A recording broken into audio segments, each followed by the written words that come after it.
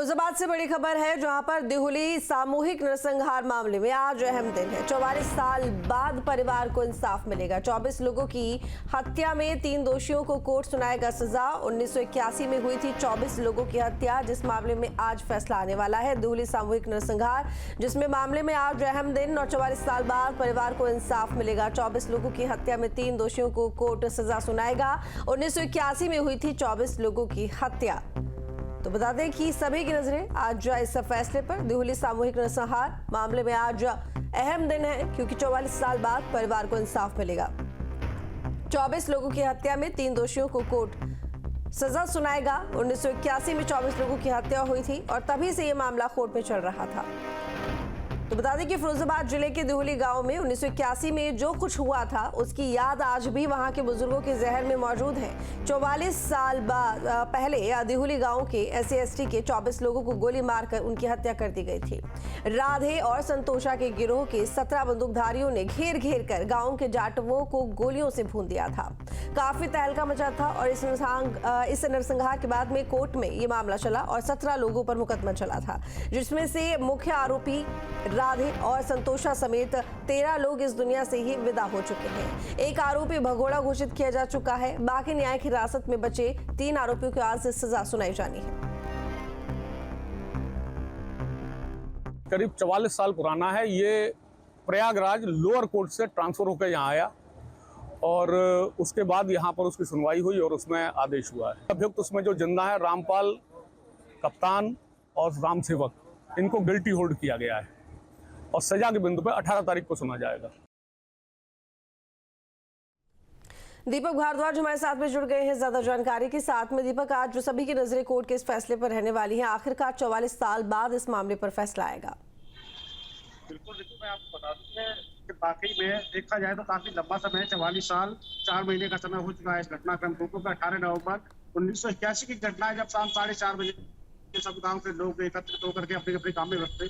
तभी 17 गैंग सदस्य द्वारा एक गैंग के द्वारा घटना को अंजाम दिया गया था, जिसमें लगभग 24 लोगों की नृशंसपूर्वक हत्या कर दी गई और इसमें लगभग 4 घंटे ये सामूहिक जो हत्याकांड था वो चला था। और उसके बाद में यहाँ के तत्कालीन जो प्रधानमंत्री देश के हुआ करते थे, इंदिरा गांधी, वो भी मौके पर पहुंची थी। BP सिंह भी मौके पर पहुंचे थे। हालांकि BP सिंह ने 1 साल बाद, क्योंकि लोगों को न्याय न मिलता देख, उन्होंने अपना नाकामी दिखाते हुए इस्तीफा भी दे दिया था। तो काफी ये हलचल हुई। उस वक्त अटल बिहारी वाजपेयी ने भी इसको लेकर के पैदल यात्रा 4 किलोमीटर की और दलित परिवारों को न्याय दिलाने की बात कही थी। लेकिन लंबा समय रहा। 1982 के बाद BP सिंह की सरकार गिरने के बाद में 1984 में सत्र न्यायालय को कोर्ट से इसको इलाहाबाद हाईकोर्ट ले जाया गया। वहाँ काफी समय तक गवाहों की सुनवाई हुई और काफी समय तक ये केस भी चला। लेकिन 2024 में इस केस को इलाहाबाद हाईकोर्ट ने पुनः मैनपुरी सत्र न्यायालय में भेजा, जहां जिला जज के आदेश पर जो विशेष डकैती कोर्ट है, ADJ इंदिरा सिंह ने इसकी सुनवाई की और अब जाकर के कहीं ना कहीं उम्मीदें जागती हुई दिखाई दे रही है कि आज उसमें फैसला आना है, जिसमें राम सेवक, रामपाल और दूसरे कप्तान, तीसरा कप्तान सिंह जो आरोपी है, उसको आज कोर्ट सजा सुनाएगी। वही क्योंकि चौथा आरोपी जो बचा था ज्ञानचंद, वो भगोड़ा घोषित कर दिया। इसमें अब तक मुख्य आरोपी जो थे राधे और संतोषा, इनको मिलाकर के 13 लोगों की अब तक मौत हो चुकी है। जी ऋतु, ठीक है। और सबसे बड़ी बात ये देखिए, 44 साल बाद आखिरकार फैसला आएगा और बड़ा लंबा वक्त मिलेगा न्याय में। और कहीं ना कहीं देखिए 24 परिवार जो कि लंबे समय से इंतजार कर रहे थे, अब जाकर उनको इस मामले में न्याय मिलने की उम्मीद है। और एक सवाल और यहाँ पर आपसे जानना चाहूँगी, क्योंकि देखिए आज की अगर हम बात करें, इतना लंबा वक्त 44 साल और अब जितने भी आरोपी हैं उनमें से महज 3 ही जिंदा रह गए हैं।